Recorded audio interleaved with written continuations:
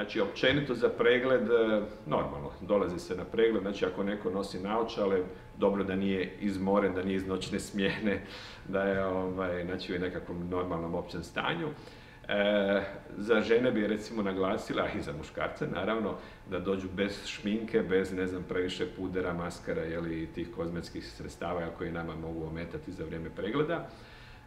A posebno recimo za operaciju, to znači kad se dolazi na operaciju mora se doći bez kozmetike.